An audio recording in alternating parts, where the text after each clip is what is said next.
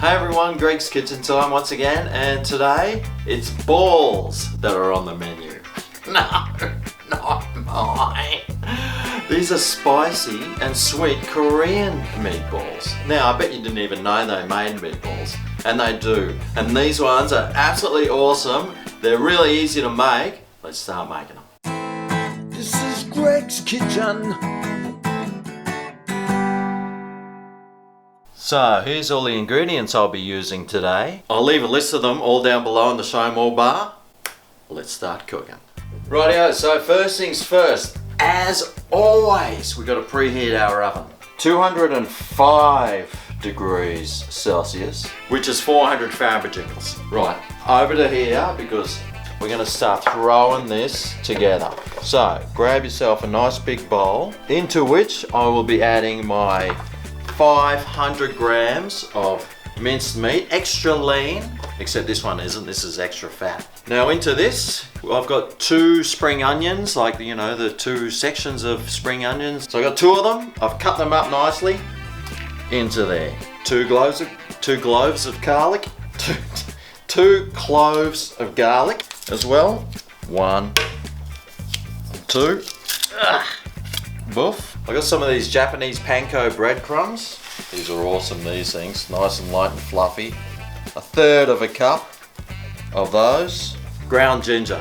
I'll be using just under 1 teaspoon's worth of these. Come on. The Koreans love their ginger apparently. Who would have known? We'll add some pepper into there. And some salt. That's about a teaspoon's worth. Now for this I'm using Sriracha sauce. Just use your favourite hot sauce, or there's a special Korean hot sauce, but I'm not driving to the shops for that. I've got this Sriracha in the fridge, that's what I'm using. I'm going to add about 2 tablespoons worth of this in. And last but not least, 1 egg. God, what the... Oh! In we go. No need to wash your hands after breaking egg all over them because they're going straight in here. We're going to mix this all together.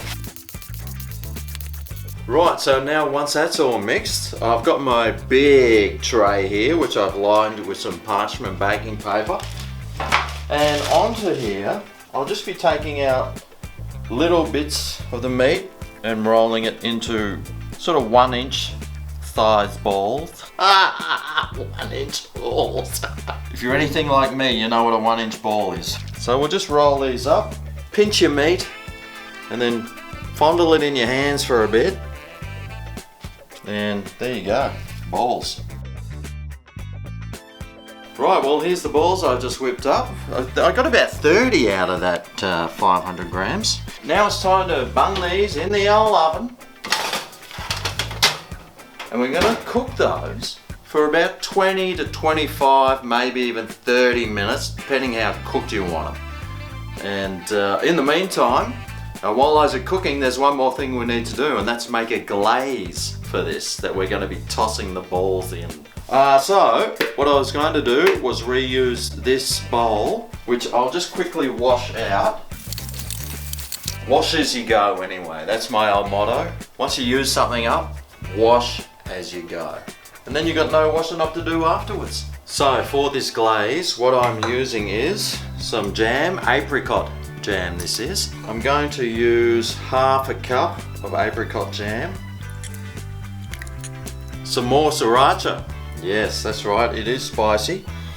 And we'll use 2 more tablespoons worth of this. And soy sauce. We want 1 tablespoon's worth of this. And we'll mix this all together. Woo! Spicy balls of Korea. That's some good tucker. Right, so now we have to just sit and wait for these balls to do their thing in the oven. How about while they're cooking, I tell you a joke.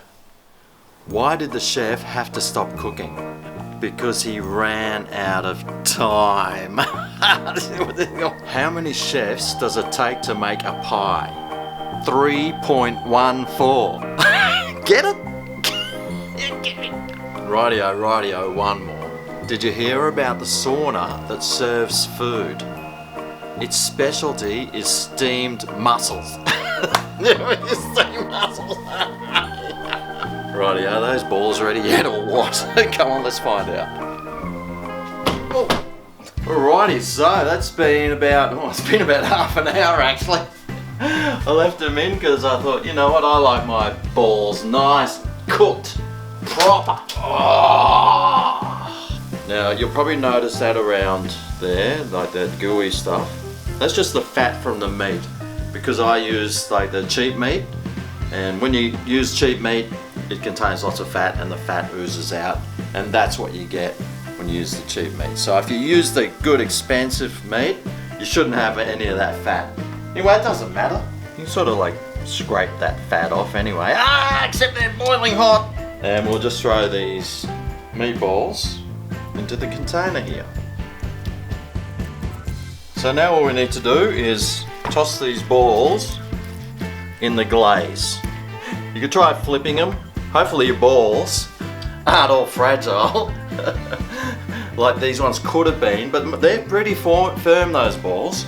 But what I'll do is I'll just grab myself the old spatula and maybe flip it like this.